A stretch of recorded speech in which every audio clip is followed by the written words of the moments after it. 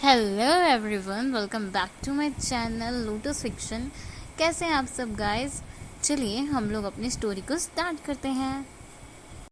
Story के starting में हमें जियांग मैंशन दिखाया जाता है। जियांग चैंग अपने रूम में सोया हुआ है और जियांग चैंग बहुत बैड एक नाइटमेयर देख रहा था। ये मिडनाइट का टाइम था।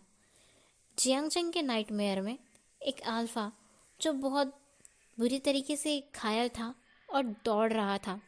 उसके पीछे कुछ पुलिस ऑफिसर्स भी दौड़ रहे थे जो उसे रुकने के लिए ऑर्डर दे रहे थे, पर वो अल्फा जैसे रुकने का नाम ही नहीं ले रहा था। जियांग चैंग पूरी जोर लगाकर चिल्लाते हुए कहता है, विंग रुक जाओ, प्लीज़ खुद को सरेंडर कर दो। विंग जैसे रुकने का ही नाम नहीं ले रहा था। वो अपनी पूरी जी जान लगाकर फॉरेस्ट में दौड़ते ही जा रहा था, पर अब आगे रास्ता खत्म हो चुका था और एक गहरी खाई थी। जो पुलिस ऑफिसर्स विंग के पीछे थे वो उससे कहते हैं, विंग रुक जाओ, हम तुम्हारी हेल्प करेंगे। जियांग चैंग कहता है, विंग सरेंडर कर दो, मैं तुम्हें इनोसेंट प्रूफ करने में हेल्प करूंगा, आगे जाने का कोई रास्ता नहीं है। विंग जो रुक चुका था और बस खाई की तरफ देख रहा था, वो पीछे पलटकर अपनी लाल और थकी हुई आंखों से देखकर अपने ब्रदर से कहता है, नहीं गगा, कभी नहीं। मुझे पता है ये सब जानबूझकर किया जा रहा है। मैं कोई क्रिमिनल नहीं हूँ। मुझे फंसाया गया है और मैं अच्छे से जानता हूँ मुझे क्यों और किसने फंसाया है। मैं उन्हें ज़रूर सज़ा दूंगा, पर मैं आपके साथ नहीं जाऊंगा। जियांग चैंग चिल्लाते हुए कहता है, विंग मेरी बात मानो। विंग कहता है, नहीं गगा, मैं मर जाऊंगा, पर मैं कभी भी खुद को सरेंडर नहीं करूंगा। और ये कहने के बाद ही विंग अपने ब्रदर जियांग चैंग को देखता है, जो पुलिस ऑफिसर था। पुलिस की यूनिफॉर्म में उसके सामने खड़ा था और उसके पीछे कई सारे पुलिस ऑफिसर्स खड़े थे। विंग उसे देखते हुए ही उस खाई में जंप कर देता है। जियांग चैंग ये देखकर हैरान हो गया था और वो दौड़कर विंग की तरफ जाता है, उसका हाथ पकड़ने का ट्राई करता है, पर जियांग चैंग विंग का हाथ नहीं पकड़ पाता। फिर वो अपने घुटनों पर बैठ जाता है रोते हुए और बस खाई में गिरते हुए विंग को देखता रहता है। जियांग चैंग की आंखों से आंसू बह रहे थे। जियांग चैंग बहुत जोर से चिल्लाता है, विंग, और बस जियांग चैंग की नींद खुल गई थी। जियांग चैंग अपने आसपास देखता है। वो अपने बेड पर था। इस वक्त रात के 1 बज रहे थे। ये नाइटमेयर तो जियांग चैंग को हर दिन ही आता था। जियांग चैंग अपने वॉशरूम में जाकर खुद को क्लीन करता है और उसके बाद वापस से आकर सो जाता है। उसे अपने ब्रदर को ढूंढना था। नेक्स्ट मॉर्निंग उठकर जियांग चैंग फिर से अपने ऑफिस चला जाता है। अब फ्लैशबैक ख़त्म होता है प्रेजेंट टाइम में। 4 महीने बीत गए थे इस हादसे को। जियांग फैमिली में सब लोग बहुत दुखी रहने लगे थे। अपने प्यारे बच्चे विंग को खोकर वो कैसे खुश हो सकते हैं? वहीं जियांग चैंग, जिसे अपने पुलिस की जॉब बहुत प्यारी थी, उसने अब वो जॉब छोड़ दी थी और वो 4 महीनों से निया मिंगजे की डिटेक्टिव कंपनी में काम कर रहा था, जिसे निया हुआसंग हैंडल कर रहा था। वही निया मिंगजे एक प्रिंसिपल थे जो गुसू यूनिवर्सिटी में पोस्टेड थे। जियांग चैंग पिछले 4 महीनों से अपने ब्रदर वी वुशियान को ढूंढ रहा था, जिसने कुछ रीजंस के चलते सुसाइड करने का कोशिश किया था। आखिर ऐसा क्या हुआ था विंग के साथ जो इतनी बड़ी प्रॉब्लम में विंग फंस गया था? चलिए हम भी स्टोरी के ज़रिए सुनते हैं। इस टाइम बीजिंग सिटी की हालत बहुत ख़राब थी, क्योंकि वैंस के टेस्ट लैब में जहाँ कुछ साइंटिस्ट एक एक्सपेरिमेंट कर रहे थे, वहाँ पर कुछ साइंटिस्ट की मिस्टेक की वजह से एक बहुत बड़ा ब्लास्ट हो गया था, जिसकी खबर पूरे शहर में तुरंत ही आग की लपटों की तरह फैल गई थी। और ये ब्लास्ट इतना बड़ा था जिसकी वजह से बहुत ज़्यादा बुरा एक वायरल, जिसे X12A नाम से डिटेक्ट किया गया था, ये फैल चुका था, जिसका इलाज अभी किसी के भी पास नहीं था। 1 महीने से सिटी में 100 से ज़्यादा लोग मर चुके थे और काफ़ी सारे लोग बीमार पड़ चुके थे। डॉक्टर्स परेशान थे। इस वायरल का ना तो उनके पास कोई सिम्टम और ना ही कोई मेडिसिन था। साइंटिस्ट भी इसके लिए रिसर्च कर रहे थे, पर वो ठीक से कोई मेडिसिन नहीं बना पा रहे थे। उनकी मेडिसिन में कोई ना कोई कमी रह ही जा रही थी। सिटी के चीफ मिनिस्टर इन सब चीज़ों से बहुत ज़्यादा परेशान हो चुके थे। 1 महीने से वो सभी हॉस्पिटल के बड़े बड़े डॉक्टर्स और शहर के साइंटिस्ट लोगों को एक मीटिंग के लिए बुलाया करते थे, और इस मीटिंग के ज़रिए वो जानते थे कि सिटी में अब कितना सुधार हुआ, पर कोई सुधार नहीं हो रहा था। आज भी मीटिंग बुलाई गई थी और उस रूम में लगी टीवी पर एक न्यूज़ चल रही थी जहां मीटिंग हो रही थी। न्यूज़ में वेंस के काले धंधों की पूरी लिस्ट खुल चुकी थी, और ये सब डिटेक्टिव जियांग चैंग और निया हॉयसांग ने किया था।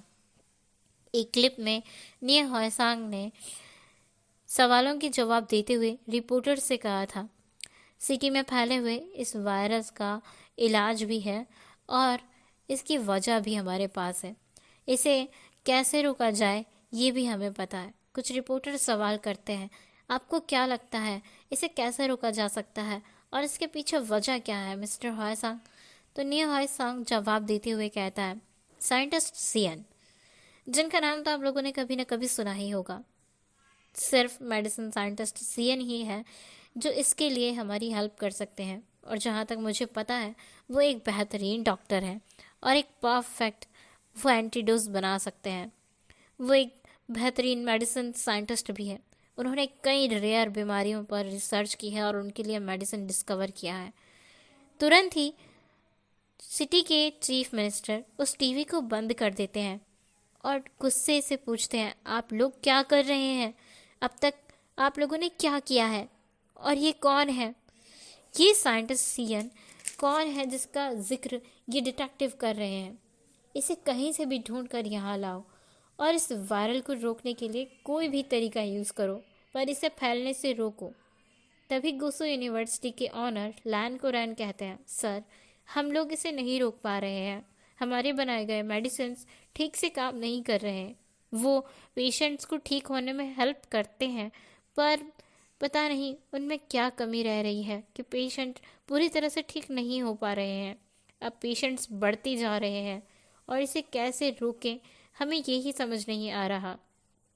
नियमिंगजे जो उसी मीटिंग रूम में बैठे थे वो कहते हैं, अगर इस टाइम हमने इस वायरल को फैलने से नहीं रोका तो यह हमारी पूरी सिटी को डिस्ट्रॉय कर देगा। बाकी के डॉक्टर्स कहते हैं, मिस्टर नी, आपके ब्रदर वो किसी साइंटिस्ट सीएन के बारे में बात कर रहे थे अभी अभी, आप उनकी हेल्प क्यों नहीं लेते? उनकी हेल्प से हम उन्हें ढूंढकर उनसे कांटेक्ट करके उन्हें यहाँ बुलाना चाहिए ताकि वो इस वायरल को रोकने में हमारी हेल्प कर सके और कोई अच्छा सा एंटीवायरस बनाकर दे सके। हम लोगों ने साइंटिस्ट सीएन का नाम काफ़ी बार सुना है, पर कोई नहीं जानता वो कहाँ रहते हैं, कहाँ से आते हैं और कहाँ जाते हैं। वो दिखते कैसे हैं हमें ये भी नहीं पता, पर उनके नाम के चर्चे बहुत हैं। आप कुछ करें, अपने भाई की हेल्प लें। नियमिंगजे भी हाँ में सिर हिलाते हैं क्योंकि वो भी जानते थे, उन्हें भी काफ़ी नाम सुना हुआ था साइंटिस्ट सीएन का। अब मीटिंग के एंड में ये डिसाइड किया गया कि नियमिंगजे अपने ब्रदर निया हॉयसांग और डिटेक्टिव जियांग चैंग की हेल्प से साइंटिस्ट सीएन को ढूंढेंगे और उन्हें कैसे भी करके इस वायरल के बारे में बताएंगे ताकि उनकी सिटी में इस फैल रहे वायरल को रोका जा सके। मीटिंग खत्म हो चुकी थी। नियमिंगजे अपने घर पर थे। ये डिनर का टाइम था। हॉयसांग और नियमिंगजे डिनर करने के लिए बैठे हुए थे। नियमिंगजे हॉयसांग से कहते हैं, हॉयसांग, कौन है ये सीएन? तुम उससे हेल्प करने के लिए कहो। यह हालात काफ़ी ख़राब होते जा रहे हैं। अगर तुम जानते हो कि उनसे कैसे कांटेक्ट करना है तो प्लीज़ हेल्प करो। हॉयसांग एक इविल स्माइल देता है और कहता है, हाँ गगा, मैंने उसे ढूंढना बहुत पहले ही शुरू कर दिया है और मैं जल्द ही उन तक पहुंच भी जाऊंगा। दूसरी तरफ अब सीन शिफ्ट होता है लंदन में जहां एक अल्फा चैन की नींद सो रहा था, सबसे बेफिक्र होकर। यह वैंचू है जो पुलिस के डर से बीजिंग छोड़कर लंदन आ गया था। लंदन में छुपा हुआ था। वेंस के सारे लोग अंडरग्राउंड हो चुके थे और वैन रोहान और वैन चाओ वो भी अलग अलग जगह पर जाकर छुप चुके थे। पुलिस के डर से वो लोग बाहर भी नहीं आ रहे थे, क्योंकि उनका जितना भी काला धंधा था और जो इनलीगल एक्सपेरिमेंट वो कर रहे थे वो सबके सामने आ चुका था डिटेक्टिव लिया हॉयसांग की वजह से। इसलिए उन्हें छुप कर रहना पड़ रहा था। वेंचू बड़ी चैन की नींद तो सो रहा था। उसे लगा था कि पुलिस किसी और को ढूंढने में बिजी हो चुकी है, इसलिए उसके साथ कुछ नहीं होने वाला। पर उसे बिल्कुल भी नहीं पता था कि उसके साथ क्या होने वाला है। उसके साथ तो कुछ ऐसा होने वाला था जो उसने सोचा भी नहीं होगा। चलिए, वैंशु लंदन के जिस होटल में रुका हुआ था उसी होटल में तो अनजान अल्फाज वो भी एंट्री करते हैं। इनके साथ कुछ बॉडीगार्ड्स भी चल रहे थे। देखने से ही दोनों काफ़ी पावरफुल और रिच लग रहे थे। दोनों एकदम ब्लैक कपड़ों में थे। उनके गार्ड्स के पास गन्स भी थी। उनमें से एक अल्फा जिसने अपने पास वाले गार्ड से पूछा वो क्या कर रहा है, तो वो गार्ड जिसका नाम लू है वो जवाब देते हुए कहता है, शुयांग सर वो अभी भी सो रहा है। फिर सभी लोग एक रूम में जाते हैं जो उनके लिए बुक किया गया था। पर जो दूसरा अल्फा था वो काफ़ी देर से चुप ही था, बस वो चीज़ों को देख रहा था। अब पहला अल्फा कहता है उस दूसरे अल्फा से, विंग जाओ अपना रिवेंज ले लो, आज फाइनली वो तुम्हारे हाथ लग ही गया दोस्त। विंग हाँ में अपना सिर हिलाता है और कहता है, हाँ शुयांग, इस दिन का इंतज़ार मुझे कब से था। मुझे वेंशु के पास वाले रूम में रुकने का आइडिया बहुत अच्छा लगा तुम्हारा।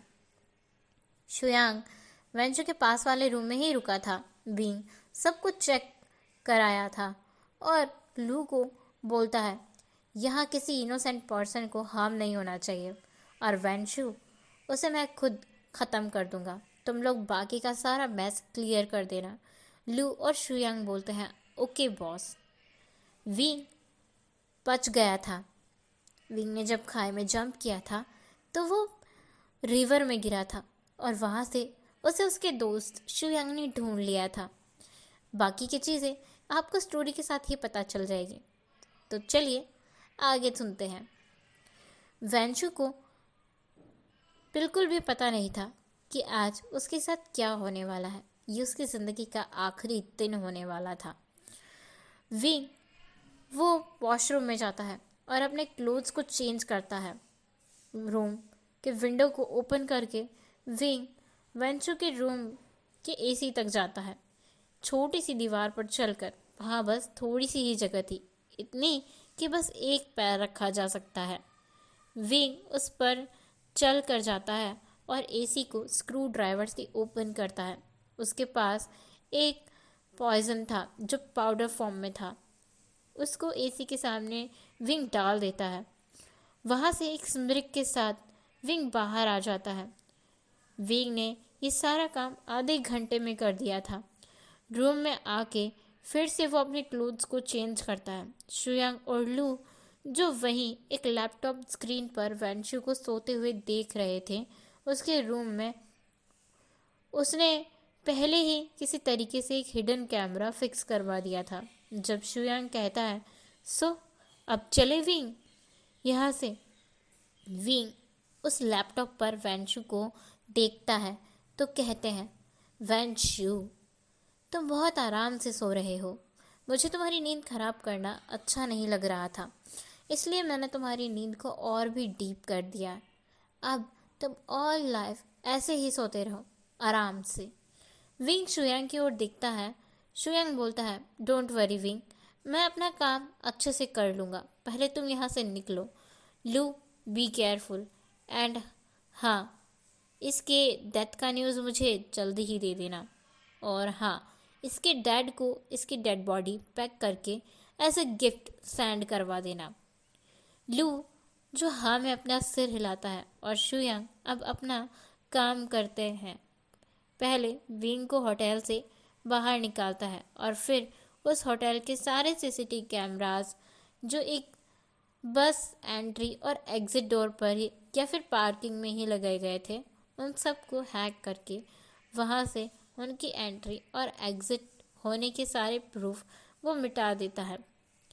विंग से शुयांग कहता है, बॉस, काम हो गया। विंग अपने ड्राइवर की तरफ देखकर हाँ में सिर हिलाते हुए कहता है, चलो। विंग तो वहाँ से निकल गया था। उसके जाने के कुछ देर बाद शुयांग भी होटल के बैक डोर से एग्जिट कर गया था। बस लू ही वहाँ बचा था।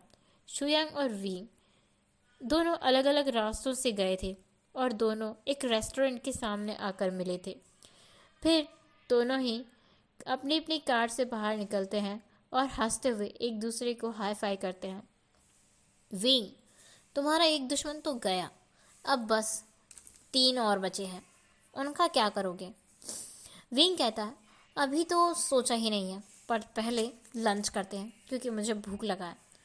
दोनों ही लंच करने के लिए उस रेस्टोरेंट में चले जाते हैं।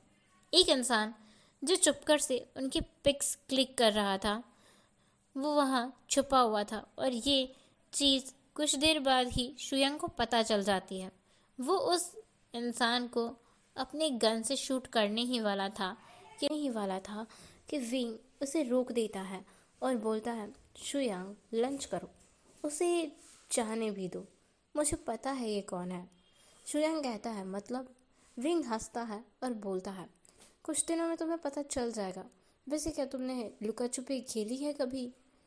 तो शुयांग कहता है, बचपन में तो मैं कभी खेल नहीं पाया, पर तुमसे मिलने के बाद मैंने बहुत खेला है। विंग मुस्कुराता है और फिर कहता है, फिर आज टाइम आ चुका है एक बार फिर से लुका छुपी खेलने का।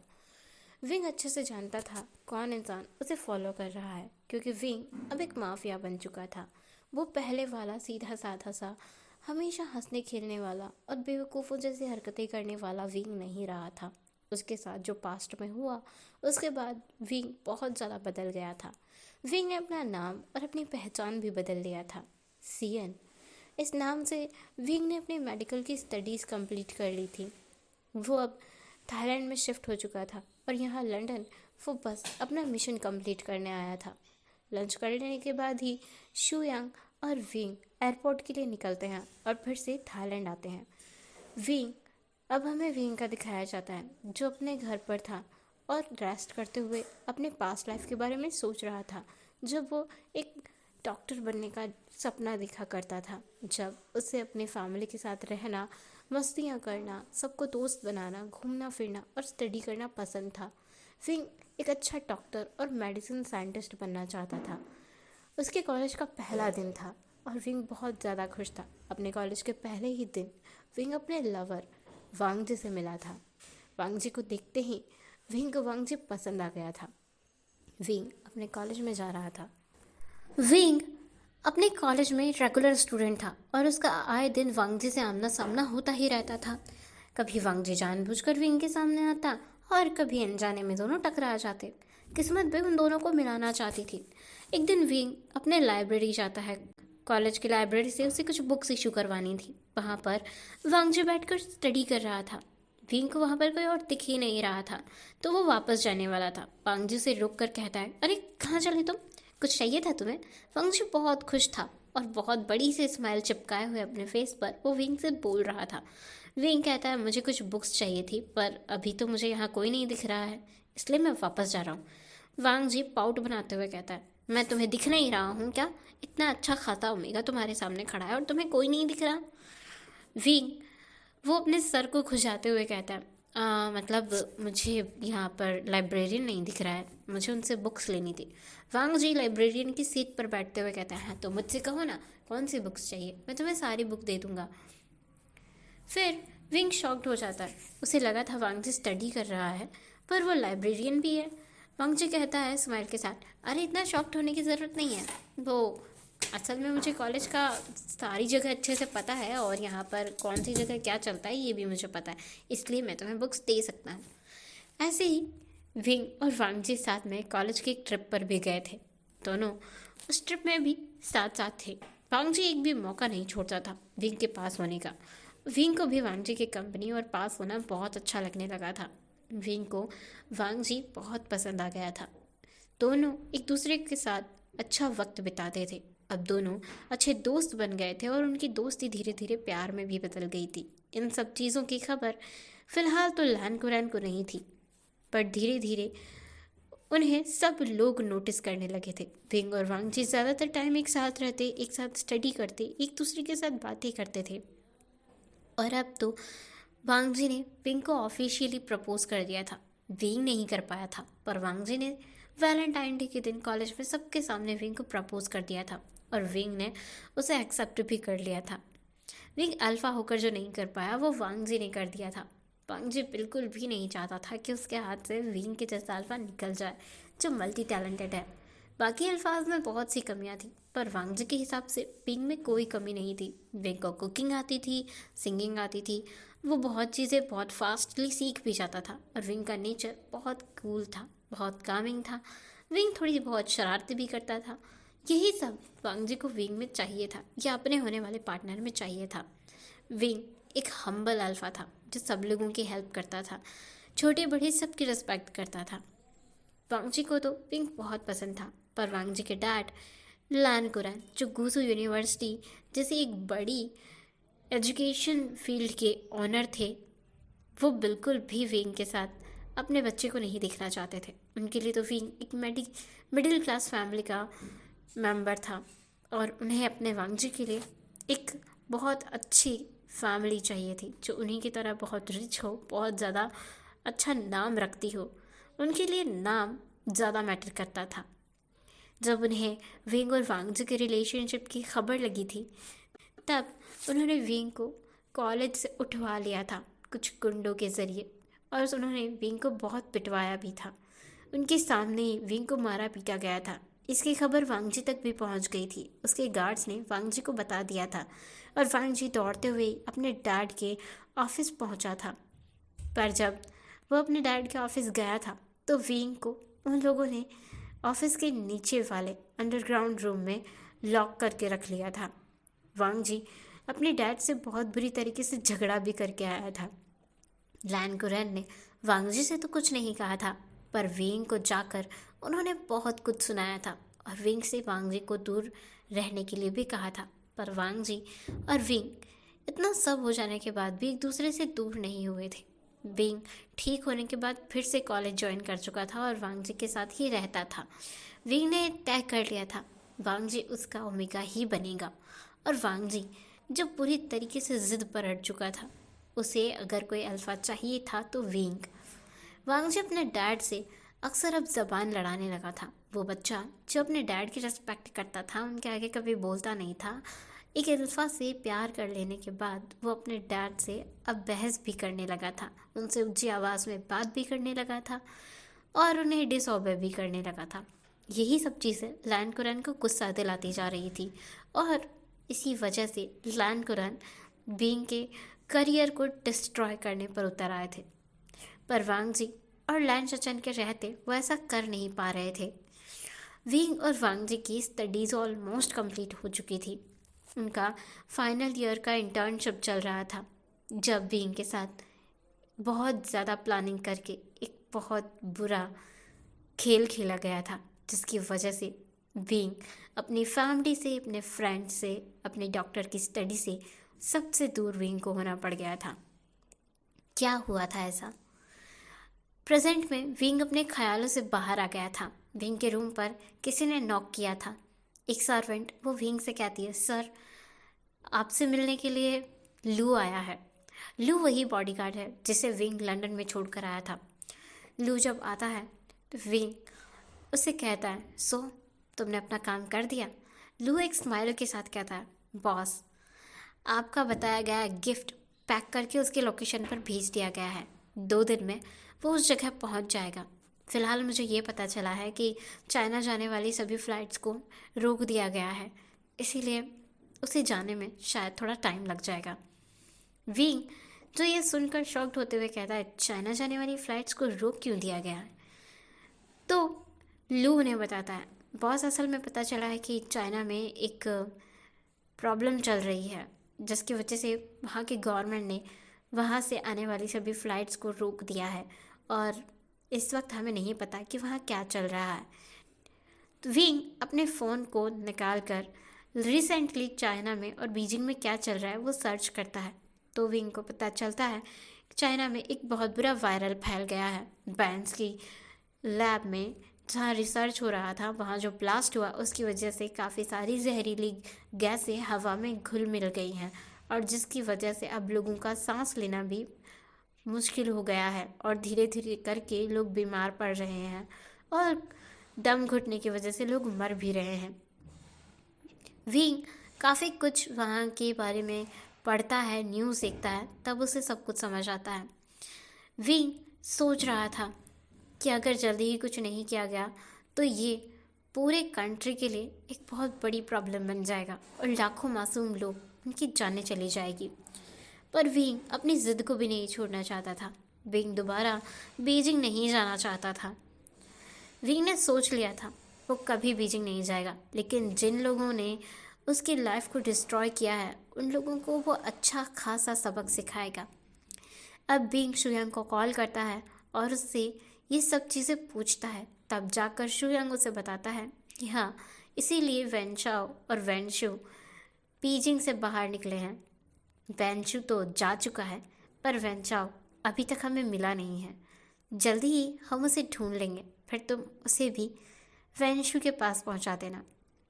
विंग शुयांग से बहुत कुछ पूछना चाहता था। शुयांग ने विंग को बहुत सारी बातें नहीं बताई थी। उसने अभी भी विंग से छुपा रखा था, क्योंकि विंग के अंदर बहुत ज़्यादा गुस्सा था। वो बीजिंग का नाम भी नहीं सुनना चाहता था। विंग को जैसे नफ़रत हो गई थी। विंग के अंदर कुछ था तो सिर्फ रिवेंज लेने की फीलिंग। विंग माफिया भी इसीलिए बना था। विंग इनलीगल काम नहीं करता था, पर बस उसकी कंपनीज जो ख़ास तरह के मेडिसिन बनाती थी, विंग उन्हें बहुत ज़्यादा हाईएस्ट अमाउंट पर सेल करता था, जिसकी वजह से उसका नाम और उसकी कंपनी थाईलैंड के टॉप कंपनीज में नंबर 1 आती थी। विंग पूरे थाईलैंड में एक बहुत फेमस मेडिसिन साइंटिस्ट बन चुका था और एक बिजनेसमैन भी। अब हमें उस इंसान का सीन दिखाया जाता है जो कुछ दिनों से विंग को फॉलो कर रहा था। विंग ने उस इंसान के बारे में सारी इन्फॉर्मेशन निकाल ली थी अपने तरीके से। विंग खुद भी एक बड़े लेवल का माफिया बन चुका था, इसलिए उसके लिए ये सब पता करना बहुत आसान था। वो इंसान ऐसे ही कुछ दिनों तक विंग को फॉलो करता है हर जगह, और किसी को उसके पिक्स सेंड करते रहता है। विंग जो माफिया बन चुका था उसे अच्छे से पता था ये कौन है जो उसे ढूंढ रहा है थाईलैंड आकर। अब निया हॉयसांग उसे दिखाया जाता है जो थाईलैंड आ चुका था, और यहाँ वो विंग के बारे में सब कुछ पता करके आया था, जिसमें विंग ने उसकी हेल्प की थी। विंग ने अपने तरीके से निया हॉयसांग को हेल्प किया था ये जानने में कि सीएन ही विंग है। सीएन के पास पहुंचने का तरीका वो भी विंग ने ही निया हॉयसांग को बताया था, और हॉयसांग को लग रहा था कि ये उसके आदमियों ने पता किया है। हॉयसांग के पास उसके जासूस थे जो विंग का नंबर भी उस तक पहुंचा चुके थे, पर उन सब में उन लोगों को सीएन ने ही हेल्प किया था। सीएन के नाम से निया हॉयसांग सीएन को कॉल करके मिलने बुलाना चाहता था, पर इससे पहले वो कुछ करता उसके लिए एयरपोर्ट पर एक कार आ चुकी थी उसे लेने के लिए। उसका जासूस वो वहीं था और हॉयसांग के लिए उसने कार भेजी थी। हॉयसांग उस इंसान से मिलने से पहले थोड़ा रेस्ट करना चाहता था, जिसे वो ढूंढते ढूंढते थक चुका था। हॉयसांग अपने ड्राइवर से होटल चलने के लिए कहता है और वो ड्राइवर भी कार ड्राइव करने लगता है। हॉयसांग बहुत थक चुका था। वो अपने सर को पकड़कर कार की सीट में ही सीट डाउन करके बैठा हुआ था। इतना लंबा सफ़र तय करने के बाद उसे अब जाकर रिलीफ मिला था, क्योंकि फाइनली उसने उस इंसान को ढूंढ लिया था जिसे वो कई महीनों से तलाश रहा था। अपने दोस्त को उसने ढूंढ लिया था। हॉयसांग जब देखता है कि उसकी कार बिल्कुल भी उस तरफ नहीं जा रही है जिस तरफ उसे जाना चाहिए था, तो वो ड्राइवर से गाड़ी रोकने के लिए कहता है और उसे कहता है, कार रोको, तुम मुझे कहाँ ले जा रहे हो? ये तो मेरे होटल का रास्ता नहीं है। कार का ड्राइवर जो बिल्कुल भी रुक नहीं रहा था, हॉयसांग अपनी गन निकालकर उसके सर पर रखते हुए कहता है, मैंने कहा कार रोको, कौन हो तुम? तब कार का ड्राइवर पीछे पलटता है और उसे देखकर हॉयसांग की आंखें नम हो गई थी। ये सीएन था, यानी कि उसका दोस्त विंग। विंग भी हॉयसांग को देखकर हंसता है, एक प्यारी से स्माइल करते हुए कहता है, तो आखिरकार इस बार तुमने मुझे ढूंढ ही लिया। निया विंग कार को एक रिवर के पास ले जाता है और दोनों उतरकर वहीं पास में एक जगह पर बैठ गए थे। निया हॉयसांग कहता है, विंग तुम कैसे हो? निया हॉयसांग विंग से पूछ रहा था। विंग कहता है, बस जिंदा हूँ, तुम बताओ हॉयसांग। हॉयसांग कहता है, तुम्हें बहुत ढूंढा हम सब ने, खासकर वांग जी और चैंग ने। विंग पूछता है, वो कैसे हैं वांग जी और चैंग? विंग, क्या बस उनके बारे में ही पूछोगे? उन्हें देखना नहीं चाहोगे चलकर? विंग मना करता है क्योंकि वो अपनी बेगुनाही का सबूत अभी तक नहीं दे पाया था। इतने महीनों में विंग ने अपनी फैमिली के बारे में भी पूछा। विंग थाईलैंड में ज़रूर था, लेकिन उसे अपनी फैमिली की खबर थी। उसकी फैमिली में सब लोग उसके जाने के बाद कैसे थे। विंग को बहुत कुछ महसूस हो रहा था। विंग जब न्यूज़ में देखता है कि बीजिंग शहर में क्या कुछ चल रहा है, तो वो खुद चाहता था कि निया हॉयसांग उस तक पहुँचे। इसलिए विंग ने अपने गार्ड्स के ज़रिए निया हॉयसांग के डिटेक्टिव्स की हेल्प की और निया हॉयसांग को खुद तक पहुँचने में मदद की। निया हॉयसांग थाईलैंड आ चुका था और अब वो अपने होटल की तरफ जा भी रहा था। जब निया हॉयसांग फील करता है कि उसकी कार जिसमें वो बैठा है वो होटल की डायरेक्शन में ना जाकर अपोजिट डायरेक्शन में जा रही है, तो वो सतर्क हो जाता है और हॉयसांग उस ड्राइवर को कार रोकने के लिए कहता है, पर वो ड्राइवर कार रोक ही नहीं रहा था। हॉयसांग को इतना गुस्सा आता है कि वो उस कार ड्राइवर के ऊपर अपनी गन पॉइंट करते हुए कहता है, कौन हो तुम और कहाँ ले जा रहे हो मुझे? ये तो मेरे हॉस्टल का रास्ता नहीं है। तभी कार का ड्राइवर पीछे पलटता है और उसे देखकर हॉयसांग की आंखें नम हो गई थी। ये सियन था, उसका दोस्त विंग, जिसे हॉयसांग काफ़ी वक्त से ढूंढ रहा था। विंग को देखकर हॉयसांग शॉक्ड हो गया था, पर विंग हॉयसांग को देखकर मुस्कुरा रहा था और वो कहता है, तो आखिरकार इस बार तुमने मुझे ढूंढ ही लिया निया। कितने महीनों से मुझे ढूंढने की कोशिश कर रहे हो? हॉयसांग वो कुछ बोल ही नहीं पा रहा था। विंग को अपने सामने देखकर उसकी आंखें नम हो गई थी।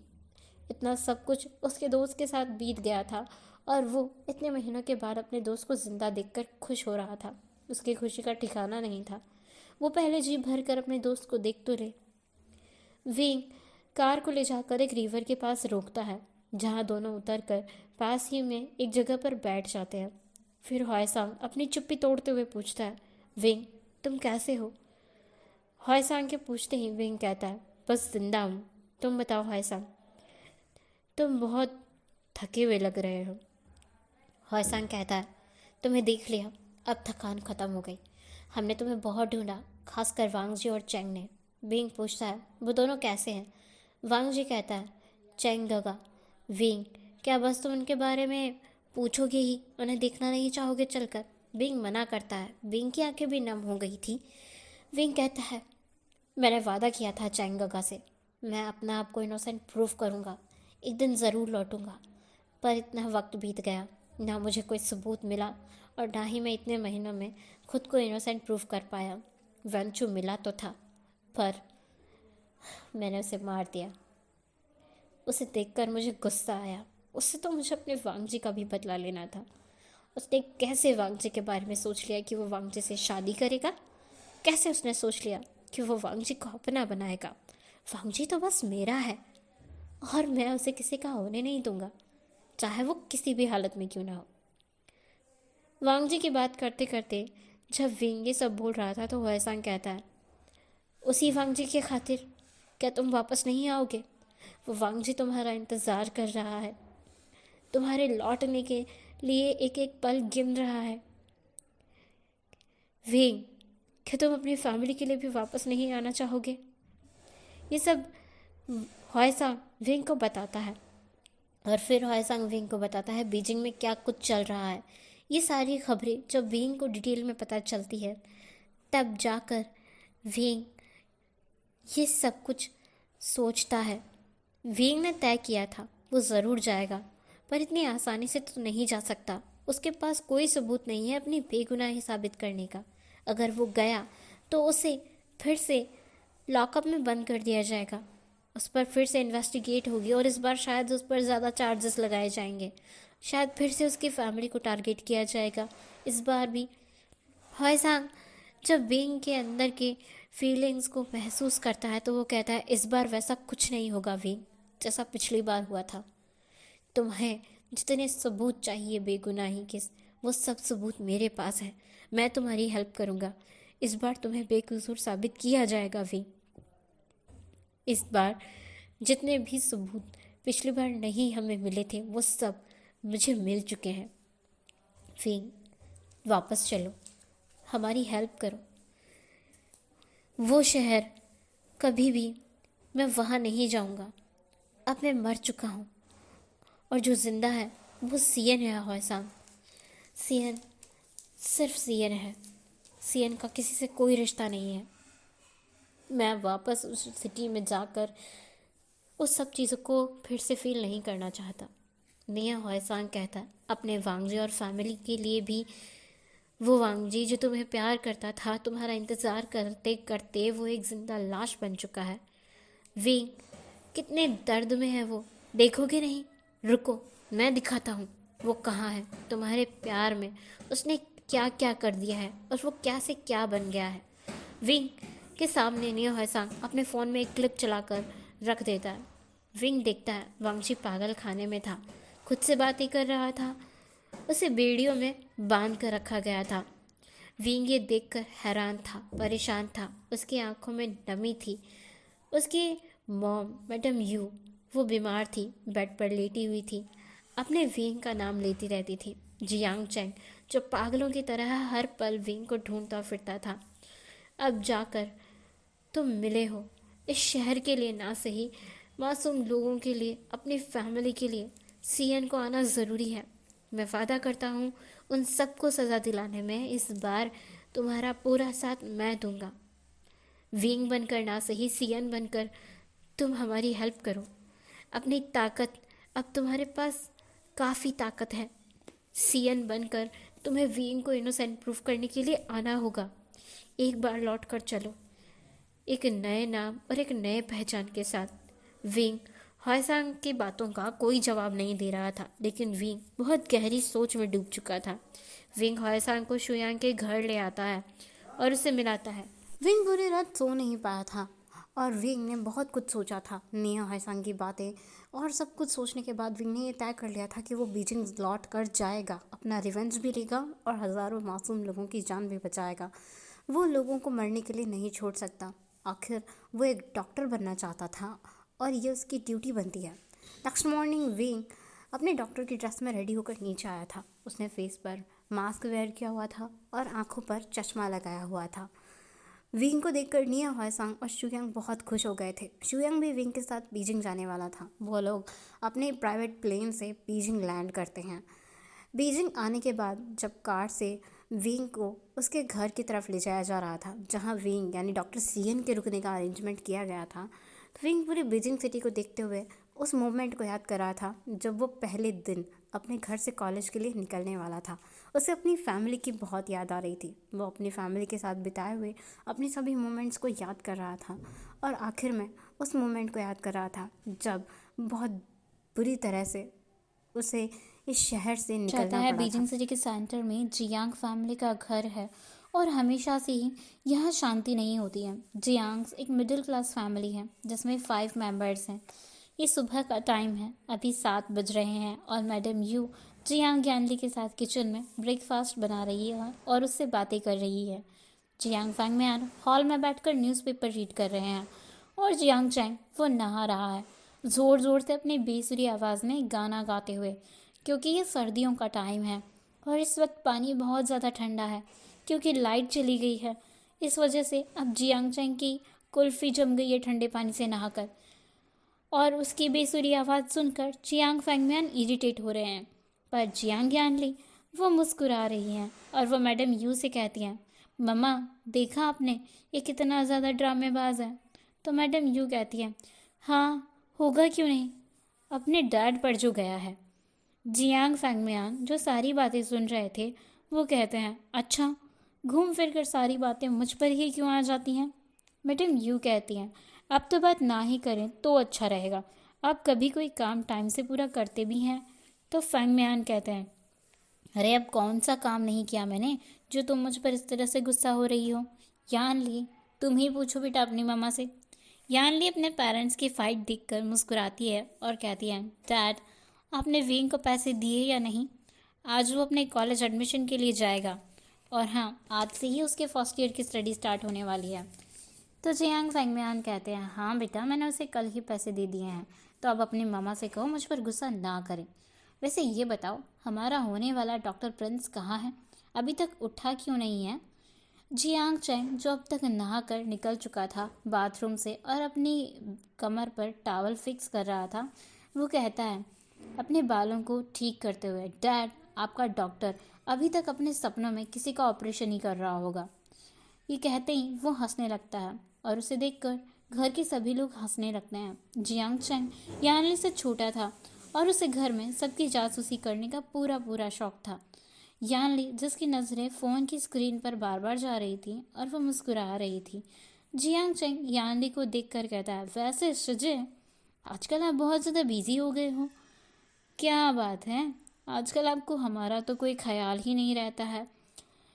ये जादू किसका है? किसका है शिजे? यानली ये सुनकर थोड़ा सा शर्मा जाती है क्योंकि उसकी कुछ दिनों के बाद ही एंगेजमेंट होने वाली थी और इन दिनों वो अपने पार्टनर जिन जशुन के साथ काफ़ी अच्छा टाइम एक्सपेंड कर रही थी। यानली जब शर्मा जाती है तो आचिंग दौड़कर उसके पीछे जाकर खड़ा हो जाता है और उसके फ़ोन की स्क्रीन को देखने लगता है और यानली के कान में फिर वो ज़ोर से चिल्लाता है, शिजे। यानली के हाथ से बर्तन छूटकर गिर जाता है जिसमें वो कुछ पेस्ट बना रही थी। शायद यानली उसमें पेनकेक बनाने के लिए पेस्ट रेडी कर रही थी। जैसे ही यानली डर गई जियांग चैंग के चिल्लाने की वजह से, जियांग चैंग अपनी बहन को डराकर बहुत ज़ोर से हंसने लगा था। इतना शोर शराबा सुनकर ऊपर के रूम में जो अभी 18 साल का एक अल्फा बॉय सोया हुआ था, वो उठकर बैठ जाता है और अपने बालों को नोचते हुए कहता है, आह मेरी नींद खराब कर दी, ये लोग मुझे सोने भी नहीं देते हैं। वो अपने बालों को नोच रहा था और वो काफ़ी क्यूट था दिखने में। ये विंग है, एक पावरफुल डोमिनियरिंग अल्फा। यानली और जियांग चैंग वो दोनों भी अल्फाज ही हैं। यानली एक फीमेल अल्फा है और जियांग चैंग वो भी एक मेल अल्फा है। विंग अब अपने रूम से नीचे आता है अपने सर को खुजाते हुए। यानली जोर से जियांग चैंग पर चिल्ला रही थी, जियांग चैंग के बच्चे। यानली अब चैंग के पीछे पड़ गई थी हाथ धोकर। वो बहुत बुरी तरीके से उसे दौड़ा रही थी और ये सीन देखकर उनके पेरेंट्स हंस रहे थे। विंग आते ही जो सीन देखता है उसे देखकर तो वो भी हंसने लगता है ज़ोर ज़ोर से और सीढ़ियों पर ही बैठ जाता है क्योंकि यानली चैंग का टॉवल पकड़कर उसे खींच रही थी और चैंग वो ज़ोर ज़ोर से चिल्ला रहा था, अरे कोई मेरी इज्जत बचा लो शिज। हे गाइस, आज के लिए बस इतना ही। हम मिलेंगे नेक्स्ट पार्ट में। तब तक के लिए आपको वीडियो कैसा लगा प्लीज़ कमेंट करके ज़रूर बताना। Thank you for watching. Bye bye.